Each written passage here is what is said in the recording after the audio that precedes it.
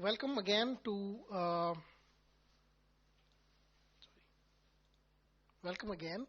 Capital Minds webinar on adjusting stock prices and portfolios.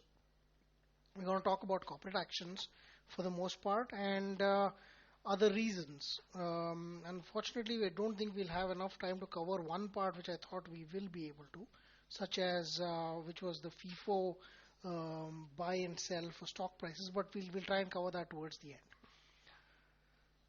What we're going to do in this class or in this webinar is about, firstly, why do we care about portfolio adjustments or stock price adjustments? How do we adjust for bonuses and splits?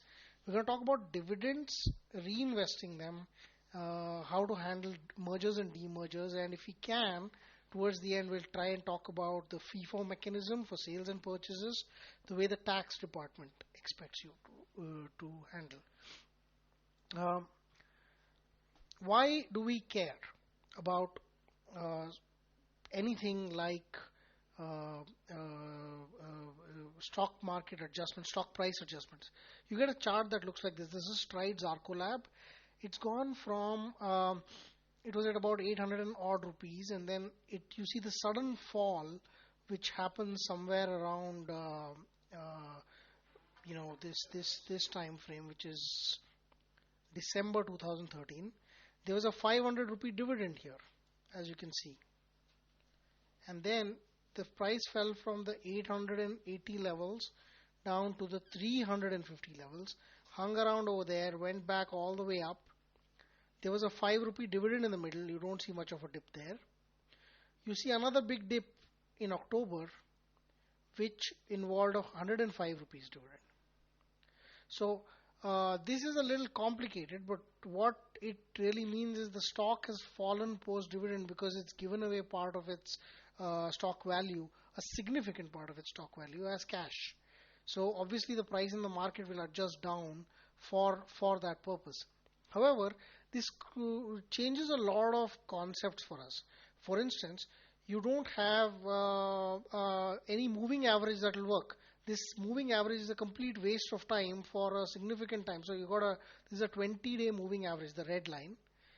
This line is of no use whatsoever until such time as it has, we've passed at least 20-25 days after the split has happened. So we have to adjust this particular line is completely useless, and so is it over here. This is not how the moving average should look. It is wrong, and therefore we should adjust stock prices to see how the stock has actually moved. And we'll come to that and see how Strides Arcolab has actually returned, which it doesn't appear in this chart, but from the point of this fall to now, it is over 100% return. And we'll talk about that as we go by. As usual, on the right hand side, you'll see a chat window. You can type there. I can see and answer questions if you have any. We will take more questions towards the end as well. So there are multiple types of corporate actions that can impact stocks. Dividends is just one of them. You also have bonuses and splits. These are more common. If you own shares, you will get more shares in the concept of a bonus or a split. Many companies do this often in order to keep, for many reasons. Sometimes it's just to keep the share price affordable.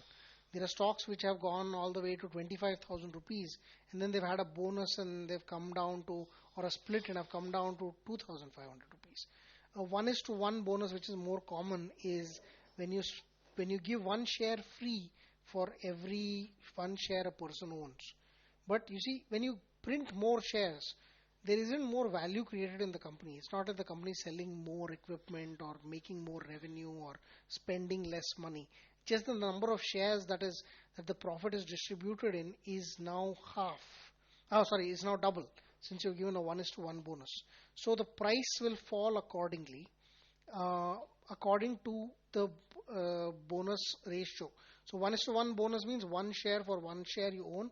A 1:2 split means that you will find one share is split into two shares, and then you've got basically in both these cases you will get 2x the number of shares you own in the end.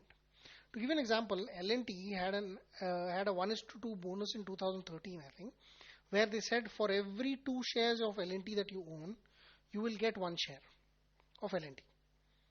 The price, which was 1,500 rupees, fell to 1,000 rupees per share. How does this work?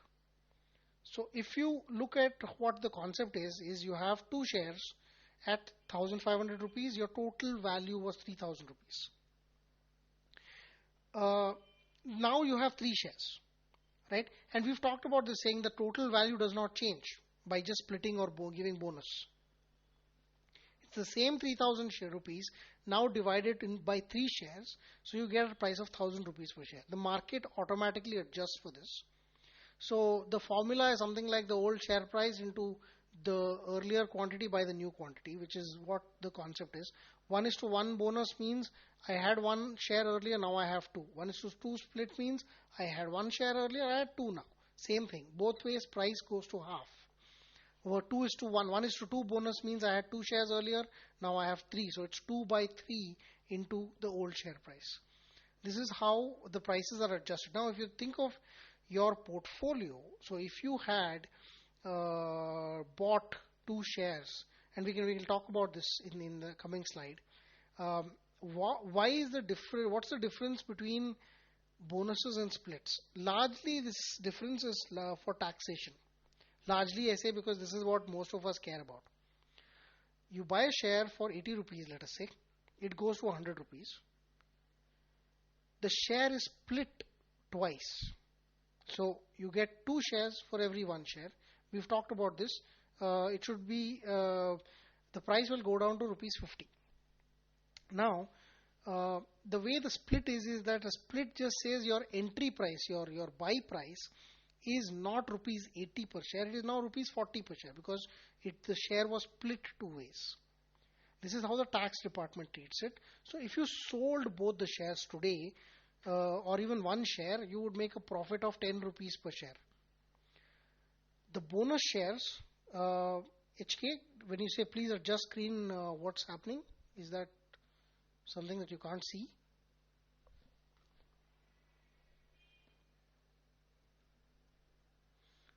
Okay, I don't know what's happening, but if anybody is having a problem with the screen, could you just post a note?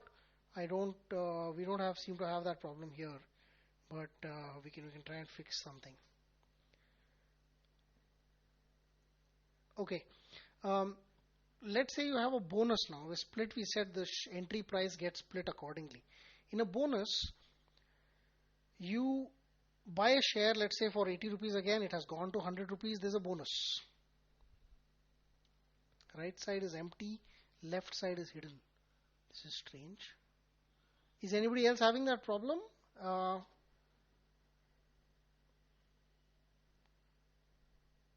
Okay. I don't know what's... okay. HK, I'll probably have to ask you to, look at the recording because it'll probably record okay. But having said that, yeah, we'll just, carry on. So let's say you buy a share for rupees 80, it goes to 100 rupees. It's a bonus now, 1:1 bonus. The price goes down to rupees 50. Our buy price was rupees 80. Now, if you had 2 shares, you had 1 share earlier, now it's become 2 shares. The tax department will say 1 share's buy price is rupees 80 because you bought it at that price. The second bonus share price is rupees 0. There is no, you got it free. What this does is, when you buy a bonus share like this, you do something like this, if you sold it right now, you would incur a capital gain loss of 30 rupees because you would have bought the first share at 80 rupees, sold the first share at 50 rupees. So you lost 30 rupees in the bargain. The other share, even if you haven't sold till now, it's fine. If you sell the second share, you make the full 50 rupees profit on the second share. Effectively, it's the same. If you sell both shares together, there's a 30 rupee loss in 1 share, 50 rupee profit in the second share. But you make net 20 rupees. But to the tax department, it's like this. You may have bought the share 5 years ago. The first share you bought as 5 years ago, you bought it at 80 rupees, you sold it at 50 rupees. You have a long-term capital loss. They say that, listen, there's no concept of a long-term capital loss because long-term capital gains are zero. You can't adjust it against anything. However, the second share, you got the bonus share yesterday at 0 rupees. Today you sold it at 50 rupees. You made a 50 rupee profit. It's a short-term capital gain because it's less than 1 year since the bonus has been given. Therefore, you will pay tax on that 50 rupees. So nothing, what happens is the taxation of the profit and all that stuff changes. People often try to do things like buy a share just before the bonus date so that they can book the loss on half the shares the next day. However, there is a law against this called bonus stripping, which doesn't allow you to do that. There's a complicated reason why, and they ask you to hold the share for at least 3 months after you buy it, or buy it 3 months before the bonus date, whichever works, to avoid this concept of trying to use this mechanism to do taxation stripping. So, largely the implication of bonus and split for you would mean the prices need to be will go to a different level, and there may be a tax implication if you sell those shares. On a technical basis, on the accounting basis, what happens is the face value of the bonus shares remains the same. So there is a face value to every share. It's rupees 10, rupees 5, rupees 100, whatever it is. That remains the same. In a split, the face value changes. So when you do a 1:2 split, the face value of the rupees 10 share will go down to a face value of rupees 5. Nobody really cares about face values anymore except for regulators who want us to keep saying this is a face value of rupees 5 or rupees 4.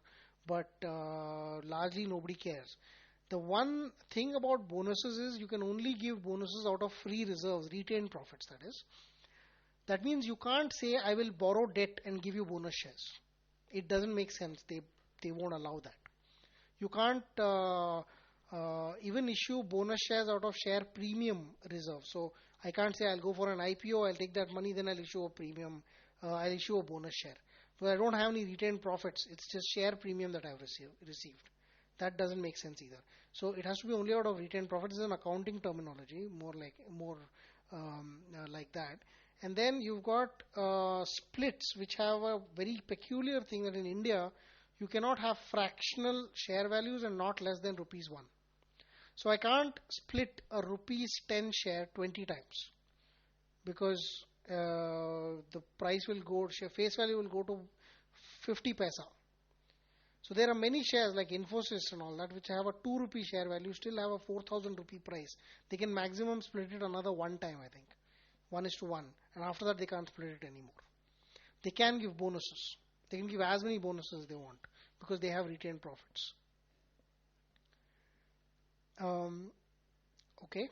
So one of the ways that we care about when you do charts is that, like I talked about, the moving averages change. The whole set of indicators around a chart will change. Support values will change.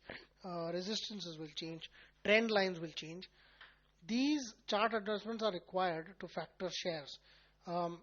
When you adjust shares, most chart adjustment tools, unfortunately, places like Google Finance or Yahoo Finance, and many cases Money Control as well, do not adjust for a lot of bonuses and splits. So in those cases, you will have a problem. But if you use a client-side software like Amy Broker, you will find that there will be a way to adjust shares for dividends and for bonuses and splits or for dividends.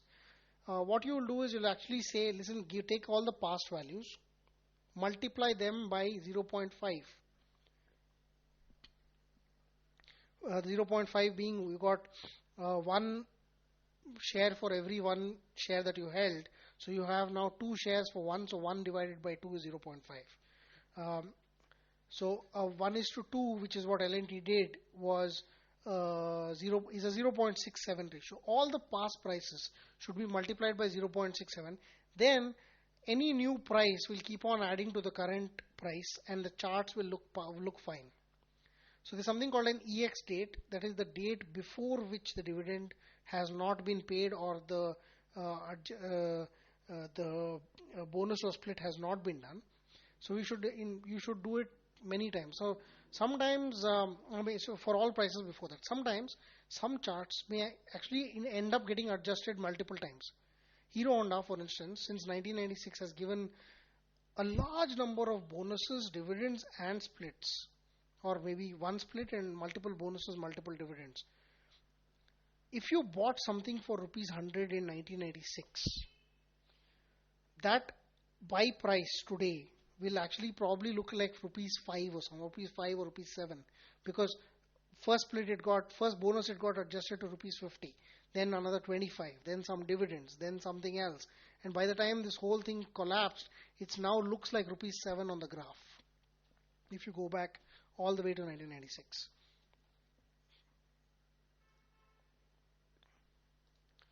So the other important part to note about dividends is that for the most part, dividends don't affect the stock value too much. You have not that much of a yield. You have about 2% in average. Many stocks nowadays have big yields, sometimes because they earn money, excuse me, sometimes because they have free cash that they want to give back to their shareholders. They haven't given it back for a long time, so they give it back in one shot. Some are naturally high yielding companies, like in the US you have REITs, in India as well we will get them soon. In REITs, most of the income will likely be distributed as dividend. So if they make 10-11%, they're mostly going to keep about 1 or 2% and distribute the rest. So you'll get an 8-9% yield on the price for the most part.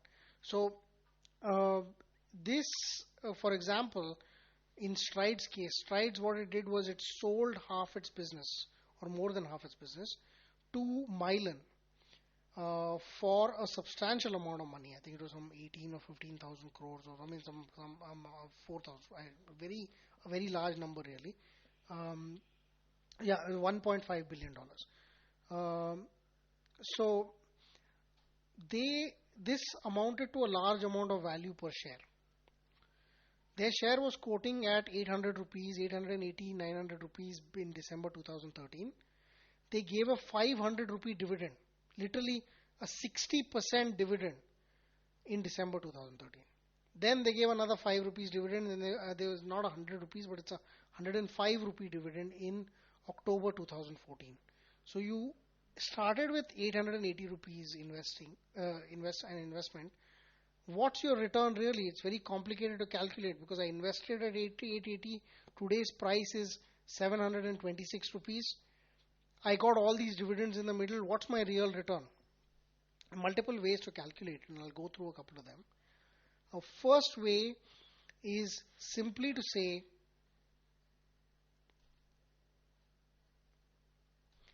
yes, I think Achin, I see that. I think SBI also was a good example. Today was the EX date, so the share would actually split 1:10. It was 2,800 rupees, and today it would have fallen approximately to 1/10.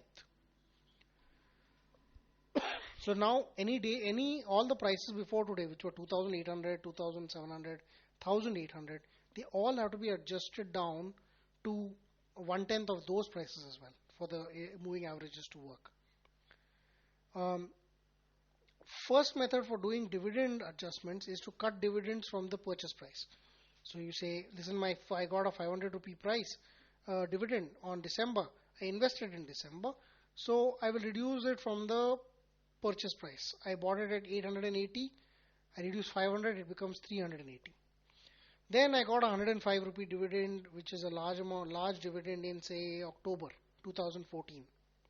So it's been 10 months since my purchase. So I will discount the value of dividend at 12%. Means what into 12% over 10 months is 105 rupees. So, well, this number is actually wrong. It should be 96 odd rupees. or 95.5 rupees. So that is the price. So this you can subtract again from the entry price, saying, listen, my entry price is therefore gone down that much. But if you did that, the return would look much better, because every time you just keep on reducing dividends, you have a lower base and your interest looks like, your return looks like 800%, 700%, 600%. It looks much bigger than it really has got. So let's look at some other ways, alternative ways of doing it, apart from just using dividend things. So one thing you can do is what is called an XIRR return. So you do a cash flow calculation. Start in an Excel sheet and you say the input price is X.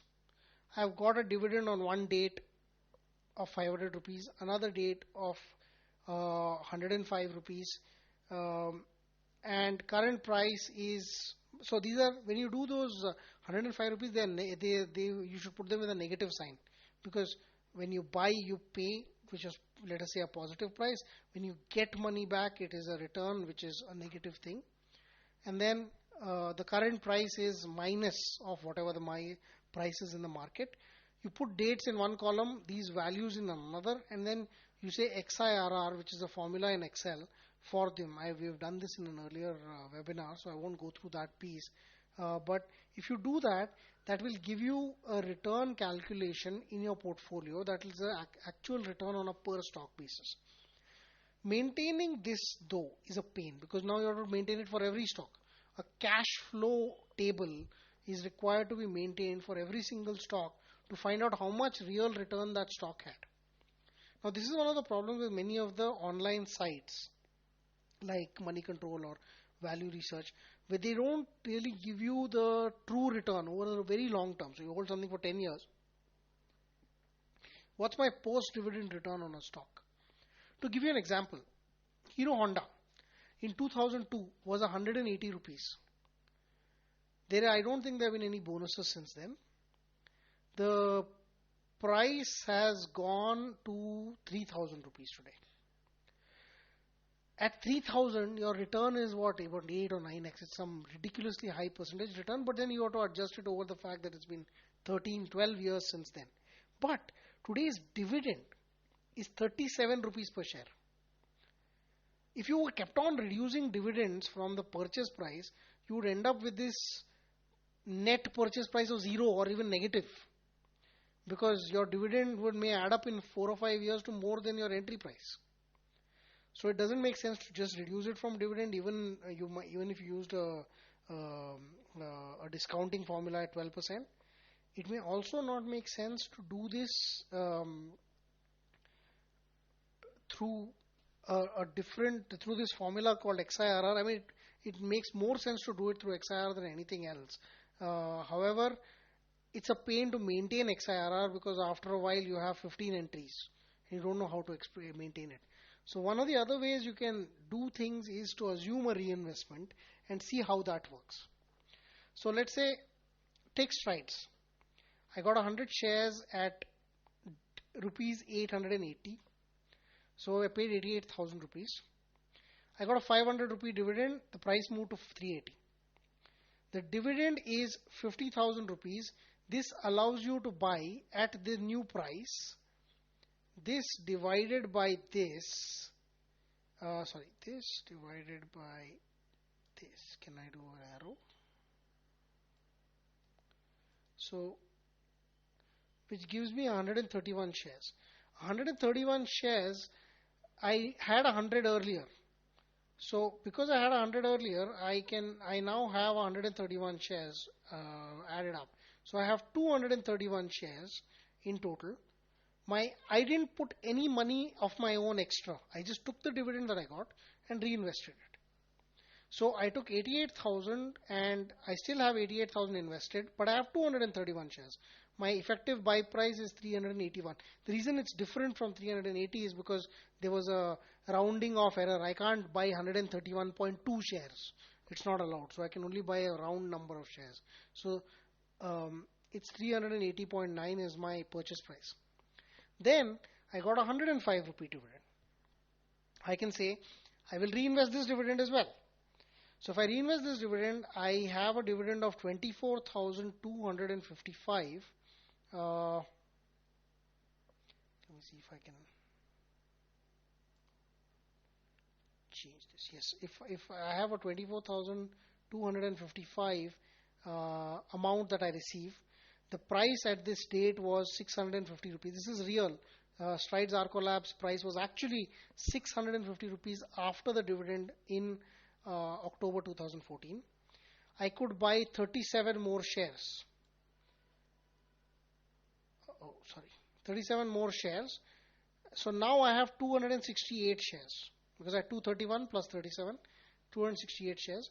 My effective buy price is the same number, 88,000. I have not put any more money into the share. Buy 268 shares, which is 328.5. Now, this makes sense largely if you do reinvest, but it's also another way to look at a return of a stock over a long term. If I had reinvested dividends in the stock, what would my net purchase price be, and therefore, what would my return be on this stock? That would give you a real return. Now, the reason we kind of say this is because reinvestment has a very big impact. Look at the Nifty. The Nifty has, Nifty stocks have dividends, right? And the Nifty value doesn't reflect those dividends. The Nifty value is net of those dividends. It doesn't care about the dividends.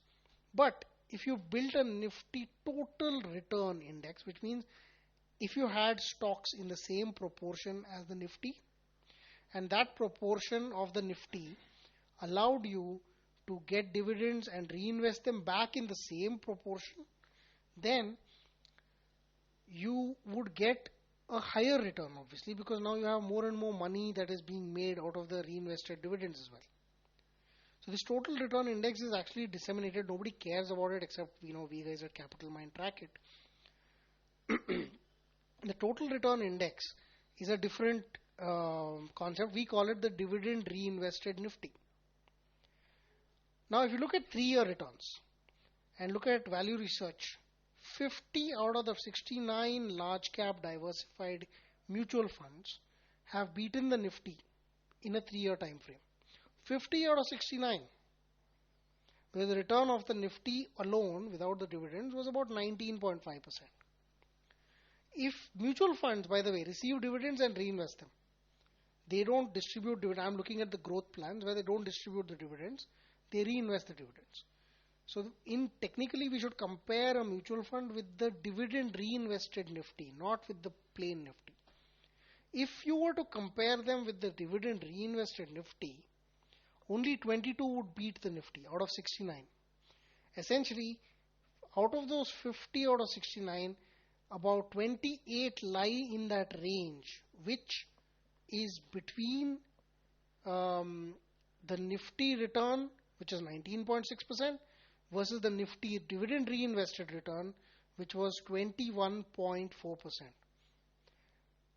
Essentially, most mutual funds don't beat the Nifty if you consider reinvestment of dividends. This is true in a 3-year case. It's even more true in a 5-year case. It's probably less true in something more closer by because there are less impact on dividends now. So, in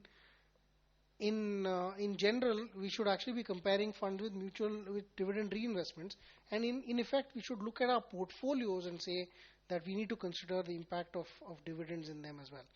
Portfolio is one thing. There's also chart adjustments. Simple concept of chart adjustments for dividends is just reduce the price by 500 rupees. So in a bonus and split case, we multiplied them by a factor 0.5, 0.67 past prices. In dividends, you will reduce the price by 5 rupees. Then the chart will look normal. So I reduce the 500 rupee price from the 880 price. It looks like 360. So if it was an 860 rupee to 880 move, then there was a 500 rupee dividend. In the new chart, it will be a 360 to 380 move. It's the concept that it remains the same. However, this has a problem in the sense that the percentage moves will be very, very different in these cases. 860 to 880 is a move of 20 rupees, which on a base of 860 is about 2.5% or 2.4%. On 360, it's a move of 5% or 6%. So the variation of doing chart adjustments like this has a consequence. And that consequence is this. So one other way you can do something like this is to take the 500 rupee and say if it was 500 divided by 880. So I will multiply a chart's past prices by that factor, 500 divided by 880. So then it will approximately adjust everything also with the same ratio, so you don't find this percentage problem.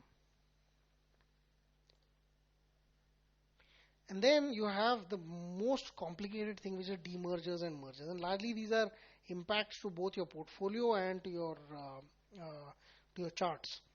So L&T and Ultratech, for instance, was a demerger in 2004, and I think Reliance also.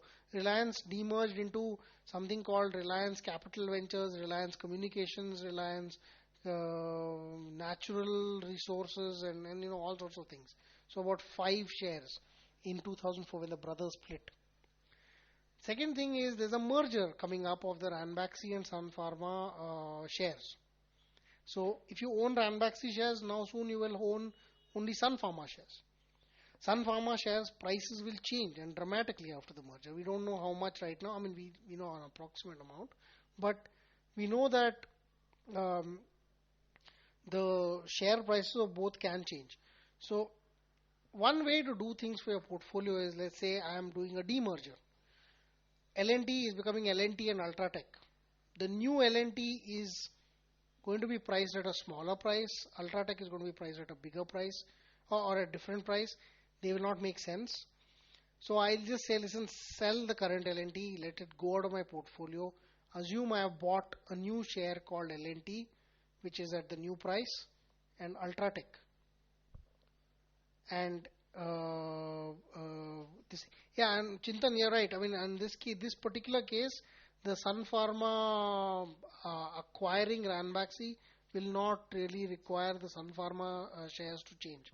You're right. I didn't realize that. But Ranbaxy, people who own Ranbaxy have an issue in the sense they have to assume that they have sold Ranbaxy shares going forward.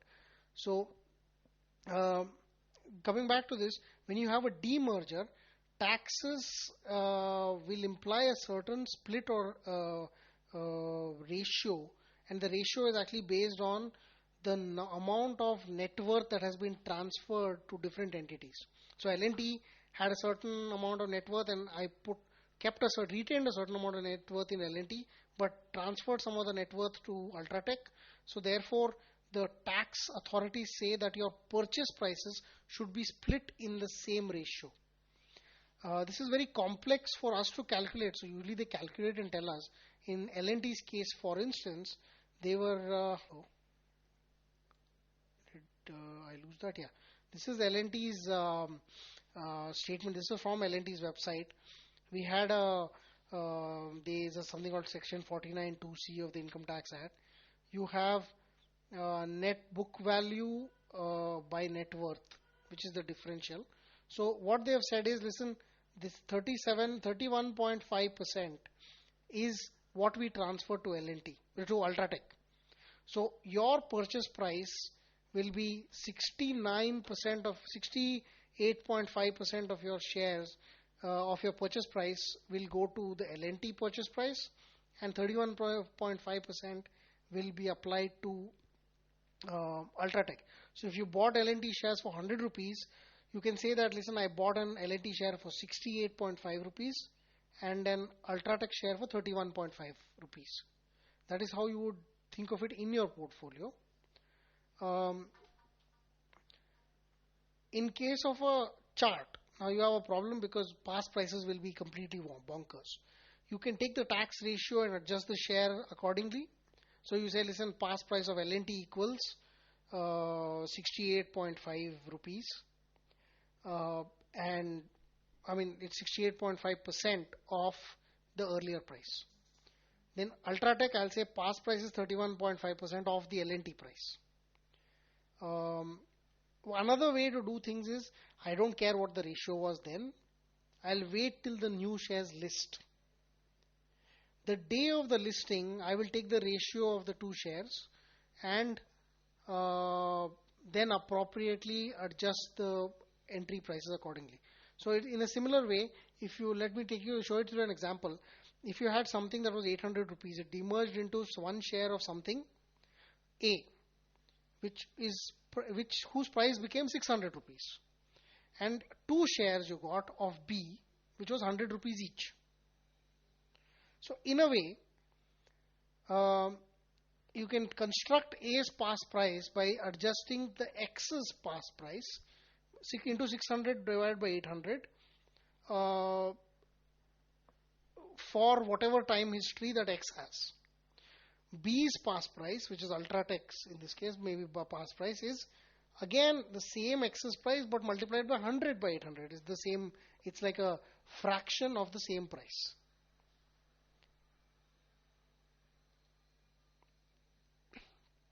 Okay, Chintan, how will you be taxed if I own for Ranbaxy for 11 months and in the 12 months I get Sun Pharma shares due to the merger? Yeah, this is a little bit of these things have kind of changed over the last term. But what generally happens is it's a book value transfer. It results in no this thing for you. No, you haven't actually sold the Ranbaxy shares. The Ranbaxy shares are extinguished and you are given Sun Pharma shares. So in a way, your purchase price should effectively be translated to Sun Pharma shares. Now, what I believe is, and I'm not a tax guy, I'm not very fluent on this, is that I think you'll have to hold them for a year, depending on, there have been various interpretations over years, and unfortunately, I don't know which one is currently standing. A demerged share, it's best to simply hold it for a year if you are holding it for to handle long-term capital gains. Because one interpretation is that you got new Sun Pharma shares, therefore it will be short-term capital gains, even if the entry price is adjusted according to your entry price in Ranbaxy. Because I'm not sure of clarity on that one, maybe better to contact a CA. I know that there has been a lot of confusion on this front, and I remember once where we had a case where I thought it was long-term capital gains, but there was some kind of a income tax ruling that it was short-term in certain cases. So I'm not really sure of this. Okay, let me move on.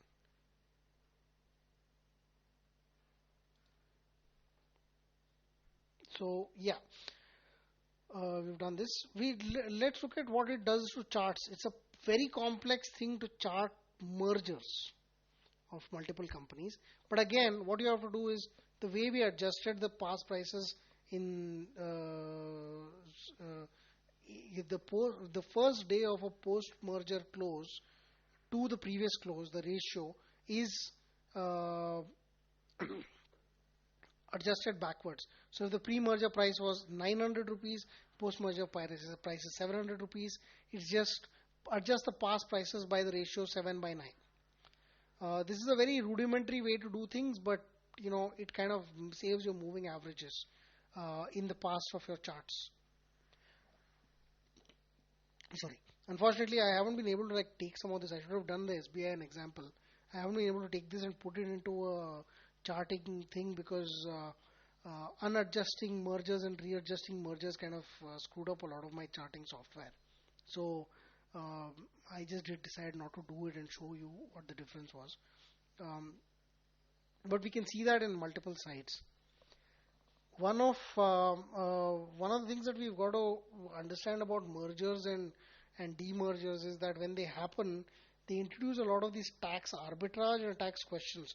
And sometimes those questions are answered by the companies themselves in providing these appropriate ratios to adjust your shares. In other cases, you'll have to literally wait till some auditor comes across and puts the net worth calculations of both companies so that you are able to identify what your merger and demerger ratios are like. If you own Ranbaxy shares, for instance, from now on, you will soon own Sun Pharma shares. At this point, you will not have any use for using Ranbaxy charts. Only Sun Pharma charts will matter going forward. So the way you will have to adjust your stop losses will be according to the Sun Pharma chart and not the Ranbaxy chart. It will, in fact, even now they're already moving in tandem. So if the Ranbaxy chart is, I think it's zero point 0.8 or something like that. I don't know what the ratio is, but that ratio will be maintained between the Ranbaxy and the Sun Pharma price even now. Even if there is good news for Sun Pharma and bad news for Ranbaxy, that ratio will more or less be maintained. There's one big exception. If the bad news for Ranbaxy is that Sun Pharma is not going to acquire Ranbaxy, then Ranbaxy's price will get delinked from Sun Pharma price. Otherwise, the ratio will more or less be the same, and it seems in this case that they've got all the approvals or they're nearly there, so they're going to kind of merge. Okay, so I hope this has been informative. I hope we've been able to answer the questions. We've had this on the Google group where we've had people ask us, about how this thing works. I hope this has kind of clarified some of those items as well. We'll have a recording as well that's available. Yes, Chintan, of course, it will be bad news for both Sun and Ranbaxy if that happens. But, hopefully the Sun-Baxy deal will not get derailed. I say that as a disclosure. We own Ranbaxy shares from 1990 something. So, very heavily invested. So, obviously, we want the merger to go through.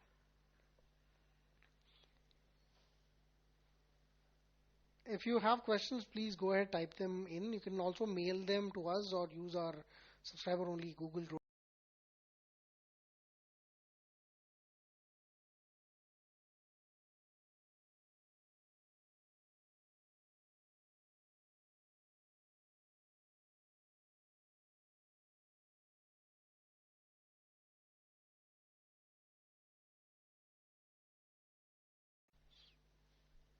Okay, I think this was probably the not very deep. Okay, we have people typing in. Great, thank you. I'm sorry I reacted too early.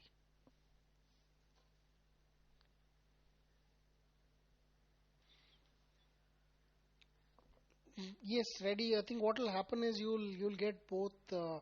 You'll get more Sun Pharma shares essentially. There's a complicated thing. Okay, if your shares are not in that, don't work according to that formula. I think it is 5 shares for every 8 or something like that of Ranbaxy, right? Of Sun Pharma for Ranbaxy. So if it's let's say it's 5 shares for every 8, um, it will be if you own 9 shares, then you have a problem because they can't give you a fractional share. They will take that 1 share, they will do some adjustment to it. I mean, they'll take over all such odd lot shares and put them together, sell them in the market, and that will come to you as a one-time payment sometime 2 months after the merger. I really don't know when the merger is. That's a very good question.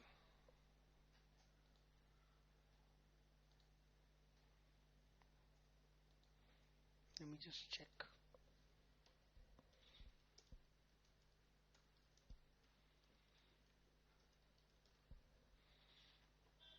I don't think it's completely been decided yet, but it will probably go to 2015.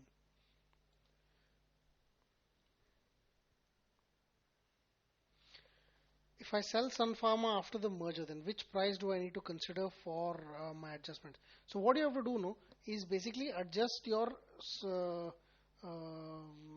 effectively your Ranbaxy price up to the Sun Pharma price. Let's say it's a 5/8 ratio. I'm just example.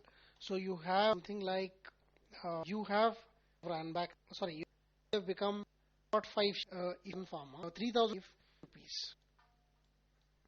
Uh, uh, just a rough calculation. 0.8. Okay. So if 0.8 is the ratio, I'm just throwing the number. It's basically 10 for 18. So sorry, 0.8. So 8 for 10. 4 for so 4 Sun Pharma for 5 Ranbaxy. So you can adjust the ratios accordingly. So 4 in this case, if it was 4 and 5, it would just be smaller. So this may come to 400 becomes 500.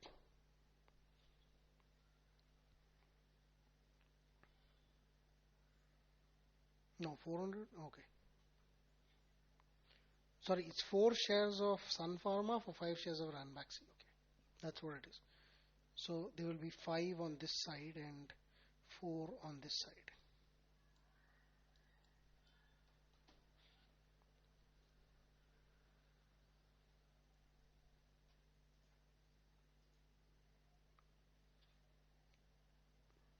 No, it will be higher. What it? 2000 divided by 4 is 500. It will be 500, Chintan, not 320. So if the input price of Ranbaxy was 400 rupees, the input price of your Sun Pharma share will be 500 rupees effectively.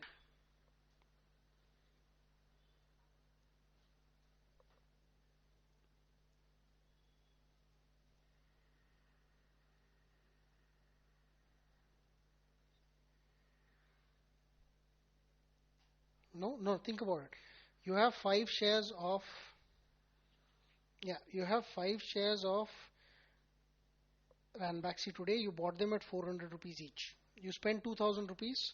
Now you have 4 shares of Sun Pharma for the same 2000 rupees. So effectively your buy price was 500 rupees. This is 2000. So let me just try and type, instead of doing this, let me just type it in. So this side is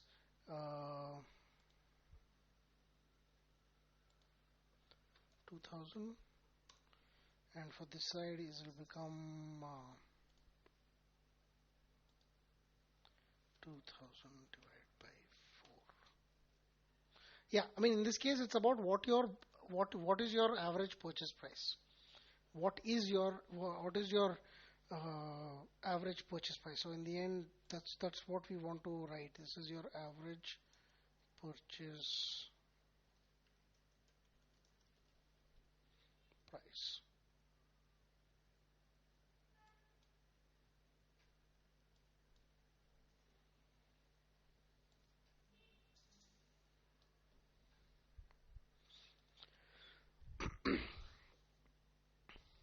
Yep.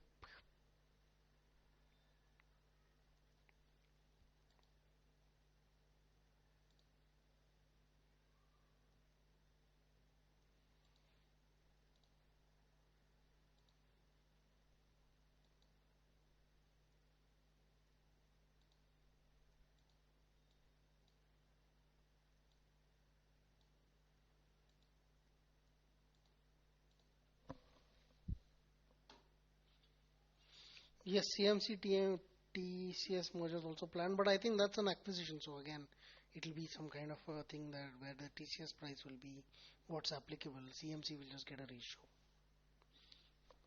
Sometimes mergers get a little more complex than this. Um, it sounds a little crazy, but many mergers we can have a demerger associated with them also. You can merge two companies and create two companies which are different from them. So I think there was this case with Network 18. They merged some Network 18 and GBN and something else and created Network 18 and TV 18. So really, weird thing, but it ended up with this. If you ever own Network 18 shares, you would have torn your hair apart and trying to get this thing. So the best thing was, assume you lost that full money. Anything that comes back is good, which is in Network 18's case a very good strategy because their shares are like that. So if you get any money back, it's like a positive thing. No, but it's a mess. So you have to assume a merger, then you have to assume a demerger. So you have to do the ratios twice, and then only it will work. And past prices can simply not be compared. Past financials can't be compared. It's insane. This we haven't talked about how to actually calculate financials in the past for demergers. My funda is you can't. You have to multiply everything by the same ratio, and you will go mad. If especially if a company demerges its export division and its non-export division, so how do you calculate taxes in the past? Because the export division never paid any taxes. It's very complex for that. So For financials, you just kind of let it go and say, I don't know what this is. Thanks, Chetan. Chintan, yes, would this be a rally in MNC? The question is about what it means. Okay, so one of the reasons why MNC stocks were rallying, if you remember, was that they had to go for this reverse delist, reverse IPO kind of thing, reverse book building. So they had to say, listen, I will buy back all your remaining shares at this price, and then you choose, you have to bid the price. So people would come in and start bidding the price, and based on the prices that they were discovering, they had to buy back at that price, or they could choose not to buy back also. So in many cases, it resulted in a much higher price than the price that was existing in the market. I don't know if any of you remember Compact's case, when HP and Digital bought its Compaq. HP bought Compaq or Compaq bought Digital. I don't know which one it was, but Digital was a listed company in India. It was trading at about, I think, 100 rupees a share or something like that.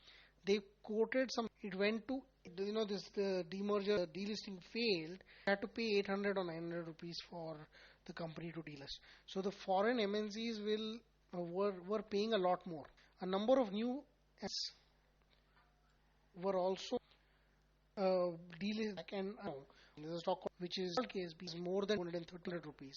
That this company delist paid much more.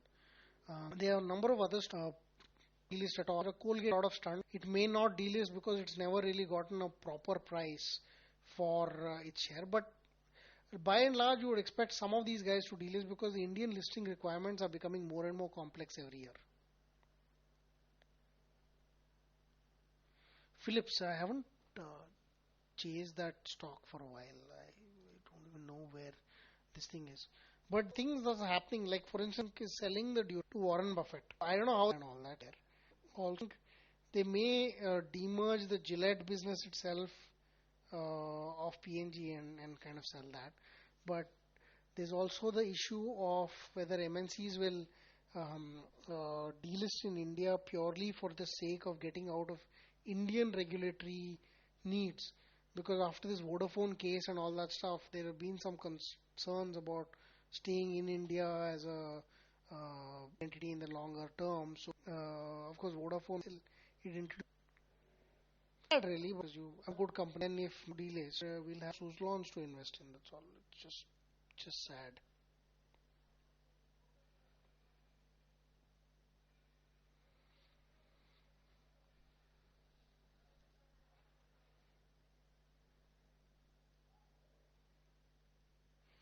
Yeah, I don't understand why MRF and ICIR and Page Industries don't.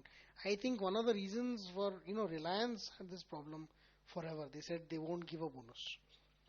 And MRF is what, 30 plus, right? So it was 30,000 rupees when I checked it. And it keeps on going. See, for the institutions don't care, okay? Yes, it's going. Bonus away for to purchase. Don't care about small investors. They're happy with our big invest of dollars per trade. So they don't care about whether the price is 3,000. The other thing that it does is reduces liquidity a lot. So you want to sell, there's somebody on the other side needs to be putting 30,000 rupees per share to buy. You and I can't put it.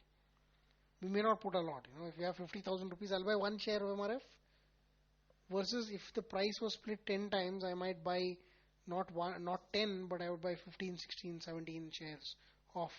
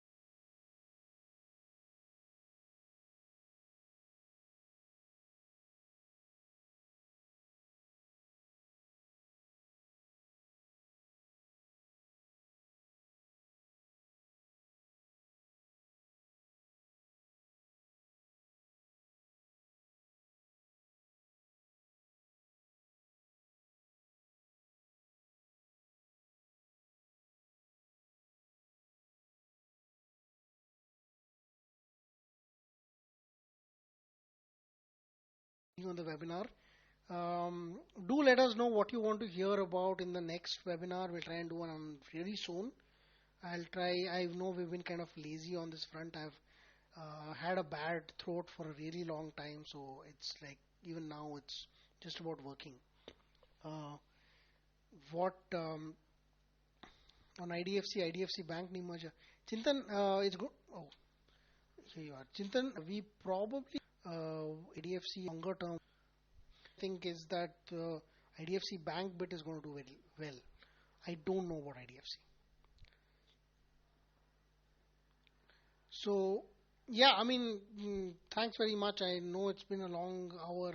I don't want to take too much of your time either. But thanks again for participating. Do let us know what else you want us to talk about. Anything from derivatives to macro to liquid. Why is our increased interest rates or are, and yes, I know that we haven't we tried is horrendous right now, but we'll try and cover those both in a newsletter piece and in a webinar.